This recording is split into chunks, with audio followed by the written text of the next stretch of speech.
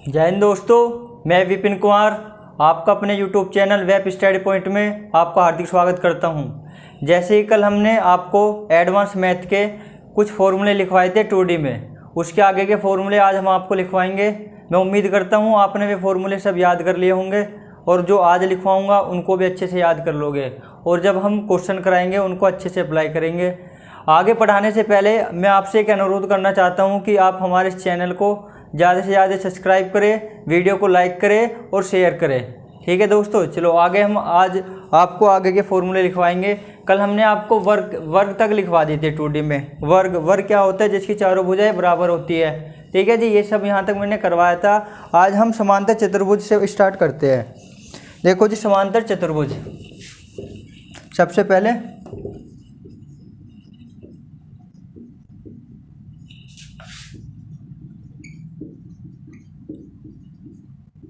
समांतर चतुर्भुज।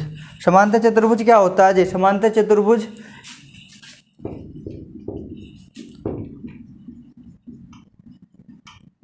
समांतर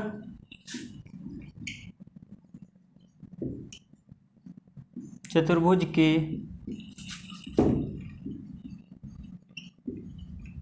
सम्मुख भुजा सम्मुख भुजाएं क्या होती है? बराबर।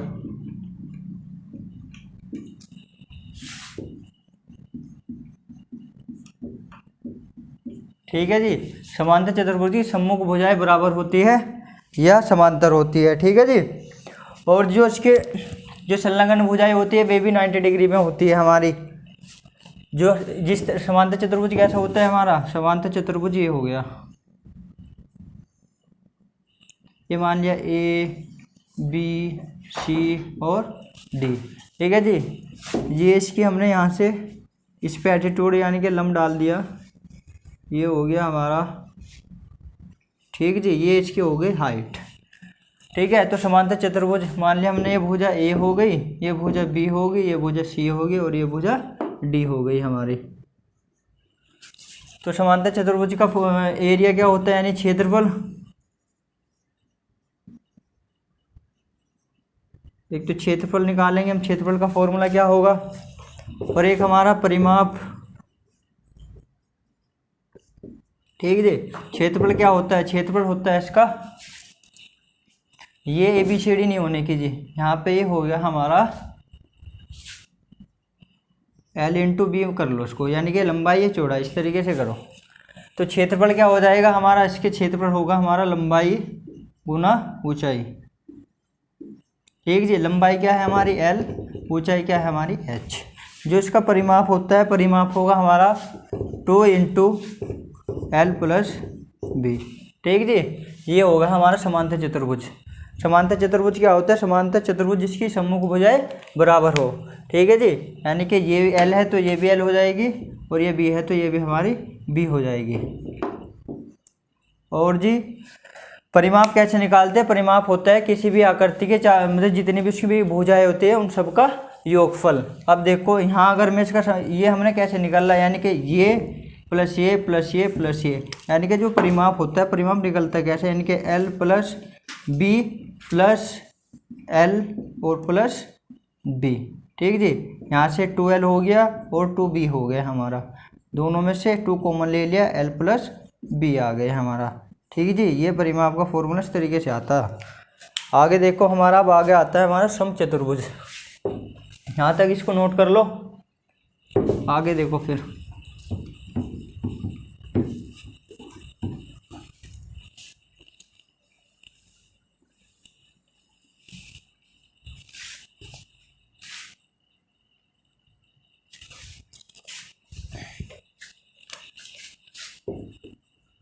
समचतुर्भुज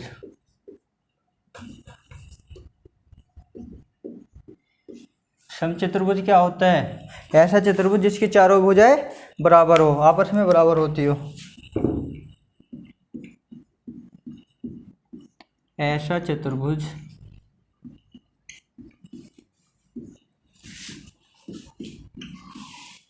जिसकी चारों भुजाएं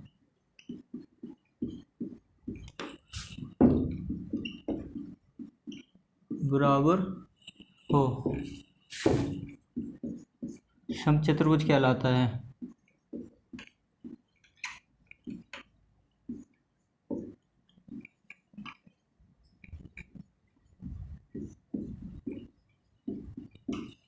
ठीक है जी, समचतुर्भुज होता है ऐसा चतुर्भुज जिसके चारों भुजाएं बराबर हो। यानी कि ये बनाया मैंने एक चतुर्भुज,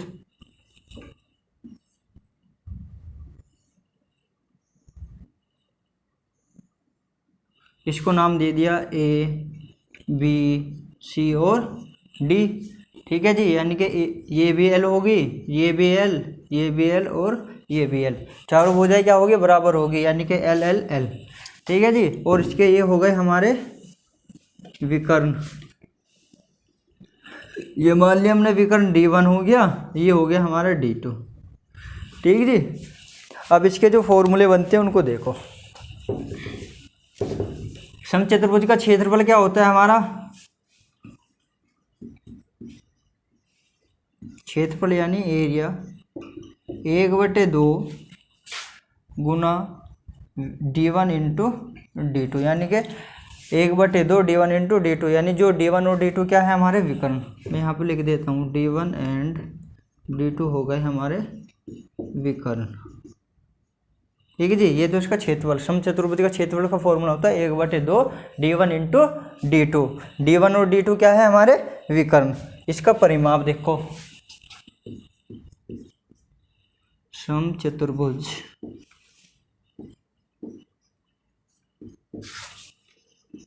का परिमाप यानी पैरामीटर यानी P क्या होता है, यानी सभी भुजाओं का योगफल, यानी कि AB भुजा AB प्लस भुजा BC प्लस भुजा CD प्लस भुजा DA, सब क्या है L है, ये भी L है और ये भी L है और ये भी L है। L चार बार जुड़ रहा है तो यानी कि 4L हो जाएगा ये हमारा, यानी कि P parameter of equal quadrilateral क्या हो जाएगा हमारा 4L। ठीक है जी, समचतुर्भुज का परिमाप कितना होता है 4L। L क्या है हमारी भुजा।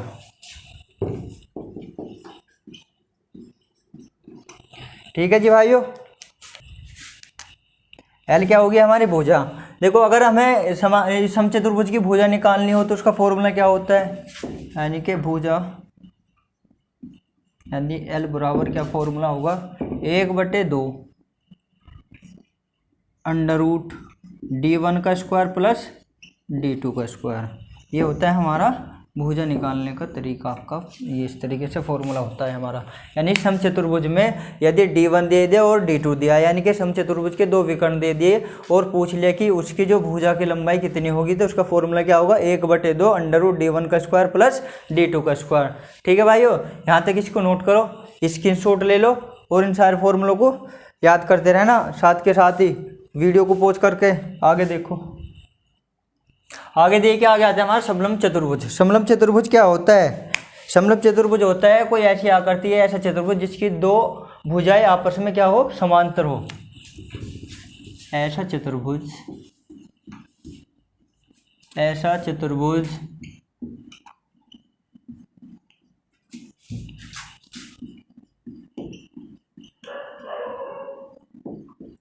जिसकी दो भुजा आपस में समांतर हो।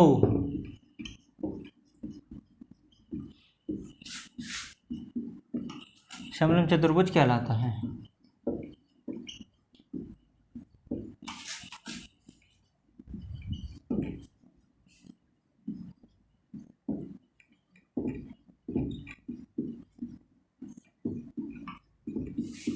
ठीक है जी, समलंब चतुर्भुज क्या होता है, ऐसा चतुर्भुज जिसकी दो भुजाएं आपस में समांतर हो। ठीक है जी, कोई सी भी दो भुजाएं होती है।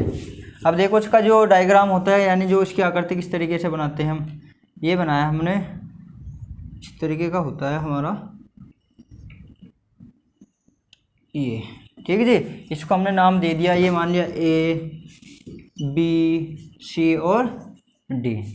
ठीक है जी, ये इसकी जो ये होती है हमारी ये होती है हमारी इसकी हाइट h। ये इधर भी यहाँ से भी निकल जाती है।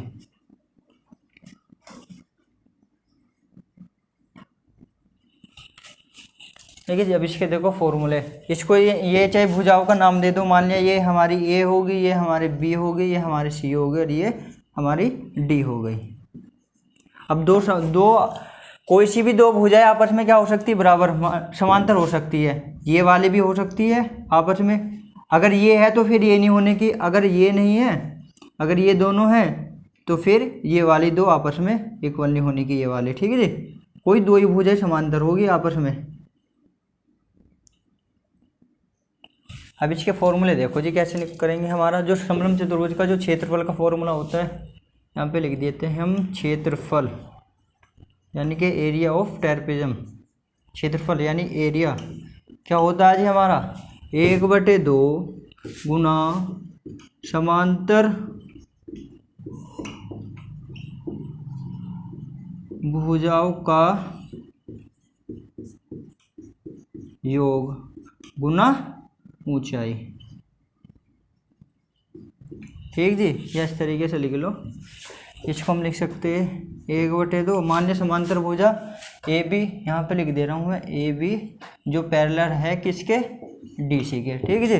तो 1/2 समांतर भुजाओं का योग यानी ए प्लस सी गुना ऊंचाई क्या है, एच।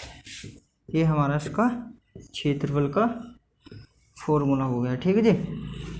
समलंब चतुर्भुज का एरिया का फॉर्मूला क्या होता है, 1/2 आधा समांतर भुजाओं का योगफल गुना ऊंचाई। ठीक है जी। अब आगे यहाँ तक इसको बिल्कुल आप मतलब स्क्रीनशॉट ले लो उसका, ये कॉपी में लिख रहे हो तो कॉपी में लिख लो। फिर आगे आएगा हमारा क्या, वर्थ। वर्थ से पहले इसका एक बहुत ज़्यादा इंपॉर्टेंट फॉर्मूला है, जिसमें हमेशा बहुत बार, अब तक कितनी बार रिपीटेड हो चुका है। इस फॉर्मूले पे क्वेश्चन बहुत बार आते हैं। फॉर्मूला क्या होता है देखो हमारा, जैसे कोई हमारा समलंब दे दिया, ये हो गया हमारा समलंब। एक जी, समलंब के जो विकर्ण हैं ये एक दूसरे को इस तरीके से काट दिए कहीं पे, तो जो इन दोनों दो पॉइंट यहाँ से यहाँ तक की जो इनके जो बीच की दूरी होती है, मान लिया ये हमने डी होगी, तो ये दूरी पूछता है हमेशा कितनी होगी। ठीक है जी। इसको किस तरीके, इसका जो फॉर्मूला हो क्या होगा, मान लिया हमने ये ए बी सी और डी हो गया। मान लिया ये होगी हमारी ए, ये होगी बी, ये होगी सी और ये होगी डी। ठीक है जी। तो इस वाले इसको कैपिटल डी मान लो। ठीक है जी। तो कैपिटल डी बराबर क्या होगा हमारा, जो समांतर भुजाएं है, समांतर भुजाएं का अंतर, यानी कि A B minus D C बटे 2। ठीक जी। या इसको ऐसे लिख लो ए माइनस सी बटे 2। बहुत ज़्यादा इंपॉर्टेंट क्वेश्चन ये बहुत ज़्यादा इंपॉर्टेंट फॉर्मूला है। कितनी बार इस पर अब तक रिपीट हो चुका है क्वेश्चन। ठीक है जी। तो इसको बहुत अच्छे से याद रखना। इस पर डायरेक्ट क्वेश्चन आते हैं सिंपल, ये बस इतने से ये पूछेगा, सिंपल के सिंपल ऐसे क्वेश्चन आएगा इस पर। ठीक है। अब आगे देखो वर्थ। अब देखो आगे वर्थ। वर्थ क्या होता है, वर्थ एक ऐसा बिंदु पथ है, चलो इसकी डेफिनेशन लिखो। ये एक ऐसा बिंदु पथ है,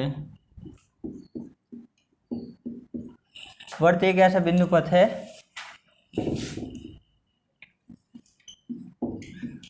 जिसमें किसी नियत बिंदु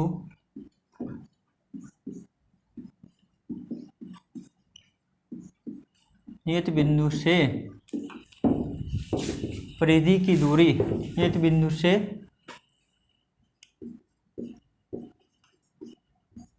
परिधि की दूरी हमेशा बराबर होती है।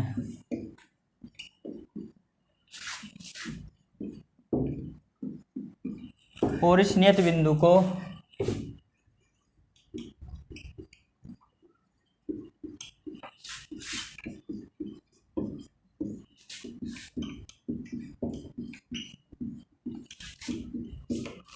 और इस नियत बिंदु को वर्त का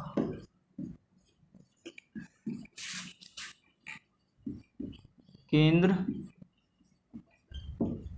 कहते हैं।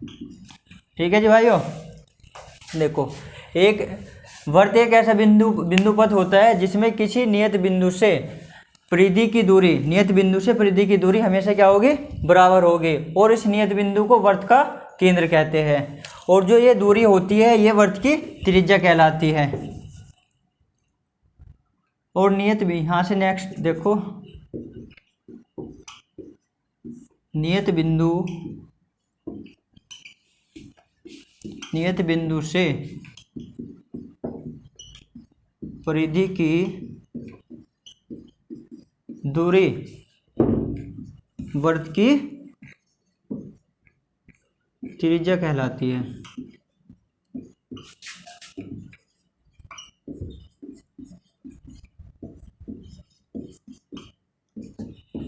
ठीक है दोस्तों, वर्त क्या होता है, एक ऐसा बिंदु पथ होता है जिसमें एक नियत बिंदु से उसकी परिधि की दूरी हमेशा क्या होगी, बराबर होगी, और जो ये नियत बिंदु होगे वर्त का केंद्र कहलाता है, और जो ये वर्त से परिधि तक की दूरी होगी वो क्या होगी, वर्त की त्रिज्या।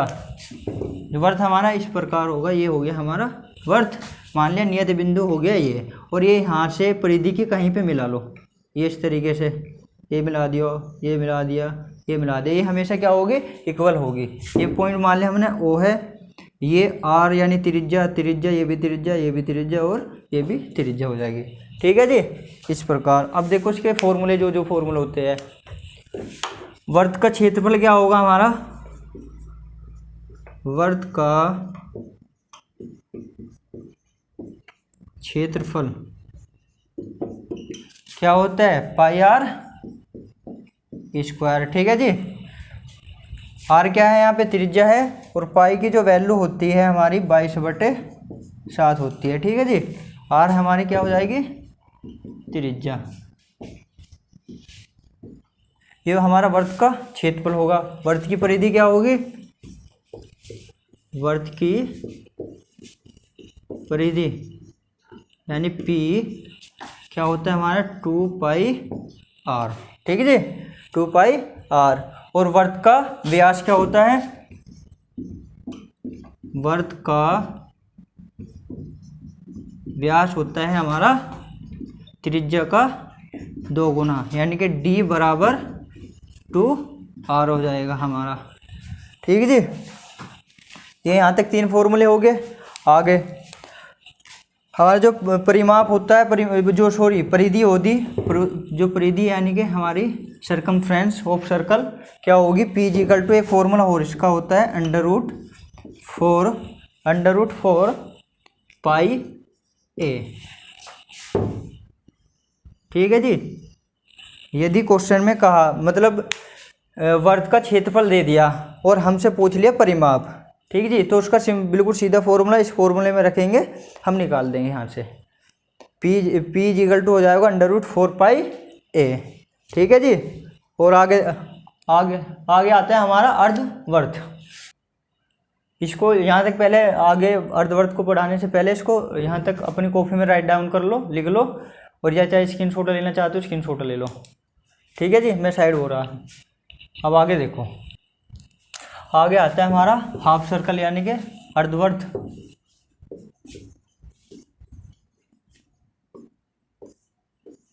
अर्धवर्त क्या होता है, यानी कि वर्त को, जो पूरा वर्त होता है उसको काट दो, ये हमारा अर्धवर्त हो जाएगा। ठीक है जी, ये यहाँ से यहाँ तक क्या होता है हमारा व्यास, यानी कि D। ठीक है जी, ये पॉइंट मान लिया हमने, इसका सेंटर हो गया O, और यह यहाँ से यहाँ तक क्या हो जाएगी, इसकी त्रिज्या यानी R, और यह यहाँ से यहाँ तक भी इसकी क्या होती है, त्रिज्या होती है जी। ठीक है, तभी तो D बराबर क्या होता है हमारा 2r। ठीक है, अब देखो अर्धवर्त का एरिया क्या होगा हमारा, A बराबर हो गया हमारा पाई r² बटे 2, यानी कि पूरे सर्कल का आधा कर दोगे, जो पूरा सर्कल होता है उसका यदि हमने आधा कर दिया तो हमारा अर्धवर्त का क्षेत्रफल आ जाएगा।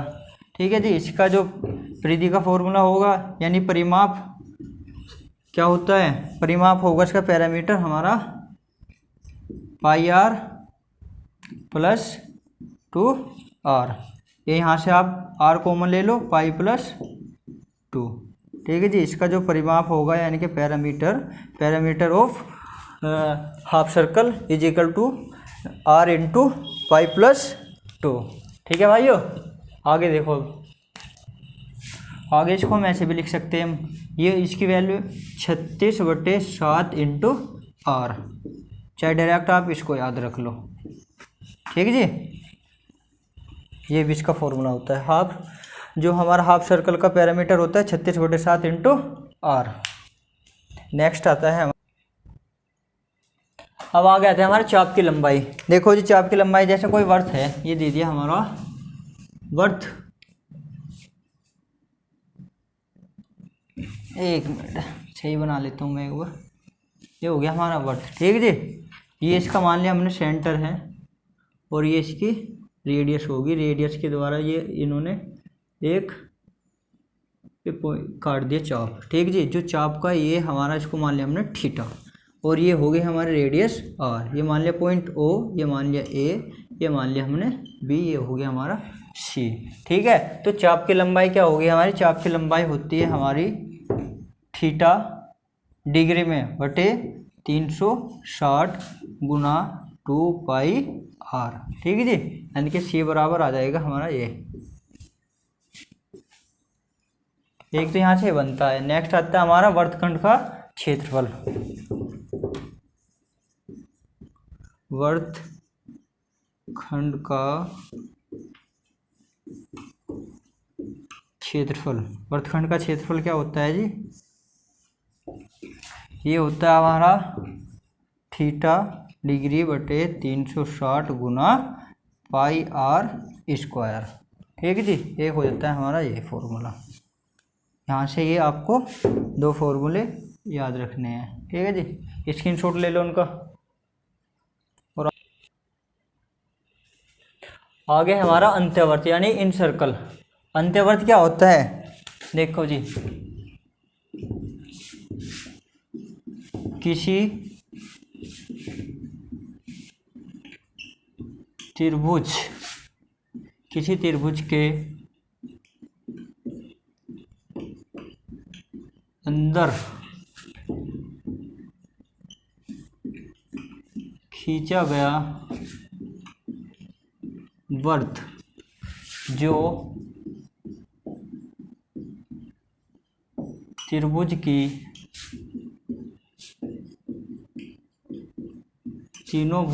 की तीनों भुजाओं को स्पर्श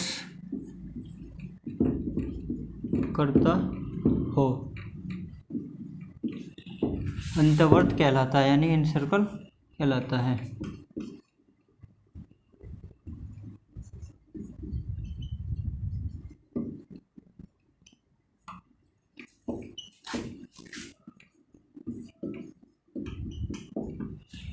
ठीक है भाइयों। यानी कि इन सर्कल क्या होते हैं? किसी त्रिभुज के अंदर खींचा गया वर्त जो त्रिभुज की तीनों भुजाओं को स्पर्श करता हो, उसको क्या कहेंगे हम? अंत्यवर्त। जो इस प्रकार होगा, जैसे कि ये हमने एक त्रिभुज बनाया, ठीक है जी, और इसके अंदर हमने ये खींच दिया एक वर्त, तीनों भुजाओं को ये टच कर रहा है, इसको नाम दे दिया हमने ए, बी और ये सी। मान लिया ये वर्त का केंद्र हो गया ओ, और जी ये वर्त की त्रिज्या होगी आर। ठीक है जी। ये भी वर्त की यहाँ से यहाँ मिला लो, ये भी आर होती है हमारी। ठीक है जी। तो अंत्यवर्त, इसमें फॉर्मूला बनता है हमारा अंत्यवर्त की त्रिज्या निकालने के लिए क्वेश्चन आता है। तो अंत्यवर्त की त्रिज्या क्या होती है उसको लिखो। अंत्यवर्त की त्रिज्या यानी r बराबर क्या होता है हमारा? अंत्यवर्त की त्रिज्या होती है भुजा बटे 2√3। मान लिया हमने ये भुजा क्या होती है? त्रिभुज की, ये भी है और ये भी है। ठीक है जी। यानी r बराबर होगा a बटे 2√3। और एक चीज़ याद हो रखना, जो भी ये हमारा त्रिभुज बनेगा ये हमेशा जो होगा हमारा समबाहु त्रिभुज होता है, यानी कि जिसकी तीनों भुजाएं बराबर हो। यानी कि कोई ऐसा समबाहु त्रिभुज के अंदर खींचा गया कोई वृत्त जो उस त्रिभुज की तीनों भुजाओं को स्पर्श करता हो, वो क्या कहलाएगा? हमारा अंतःवृत्त। और अंतःवृत्त की त्रिज्या क्या होती है? त्रिभुज की भुजा बटे 2 × √3। ठीक जी। और यहाँ इसका एक हमारा क्षेत्रफल का फॉर्मूला क्या होता है? अंतःवृत्त का क्षेत्रफल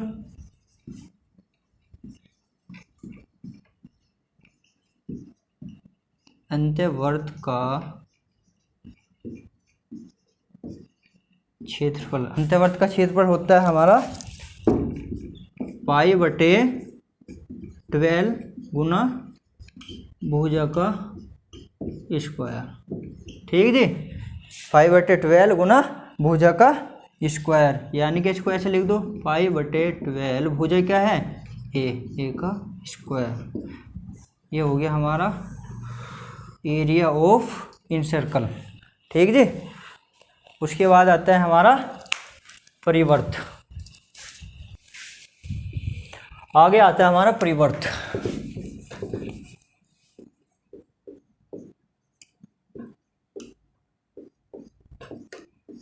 ठीक जी। परिवर्त क्या होता है हमारा? किसी समबाहु त्रिभुज के किसी समबाहु त्रिभुज के चारों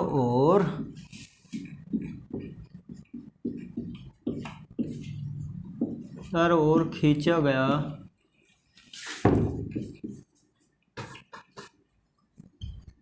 वृत्त परिवर्त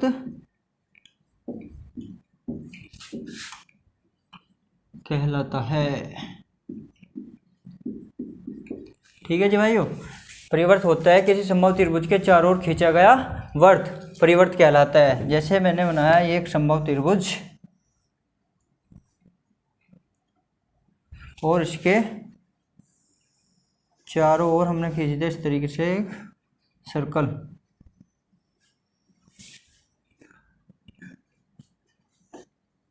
ठीक जी। हमने नाम दे दिया इसको जो ए बी और सी, सारी भुजाएं इक्वल है, ए और ए। मान लिया ये हो गया इसका वृत्त का केंद्र बिंदु ओ यानी सेंटर, और ये यहाँ से यहाँ तक अगर मैं इसको मिला दूँ, ये इस पे हमने सेंटर से सर्कमटेंस और सेंटर को मिला दिया, तो ये क्या हो जाएगी? हमारी त्रिज्या आर। ठीक है जी। और अब यहाँ से आता है हमारे परिवर्त की त्रिज्या क्या होती है? परिवर्त की त्रिज्या बराबर होता है हमारा भुजा बटे √3। ठीक है जी, भुजा बटे √3। आगे देखो, ये हो गया हमारे परिवर्त की त्रिज्या और परिवर्त का क्षेत्रफल। परिवर्त का क्षेत्रफल ये बराबर हो गया हमारा π/3 गुना भुजा का स्क्वायर, यानी ए बराबर π/3 गुना ए का स्क्वायर। ये हमारा परिवर्त का क्षेत्रफल हो गया। ठीक है जी भाइयों, स्क्रीनशॉट लेना चाहते हो स्क्रीनशॉट ले लो, चाहे लिख लो।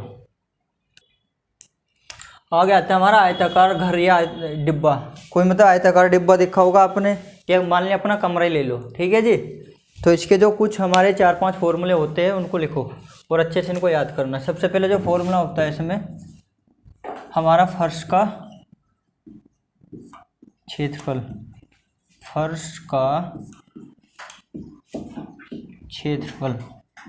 क्या होता है? लंबाई गुना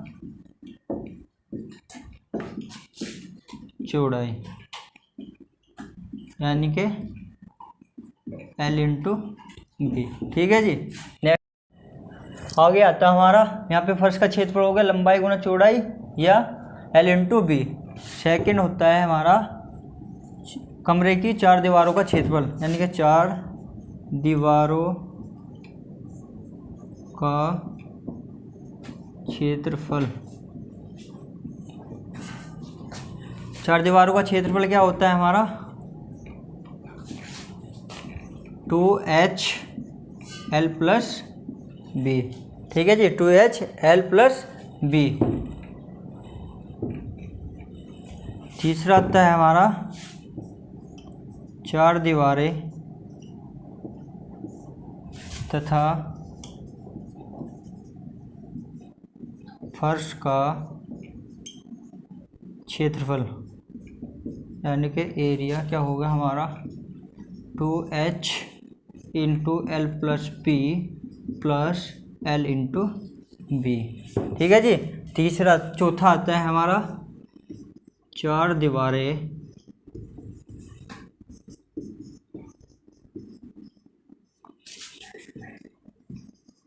फर्श तथा छत का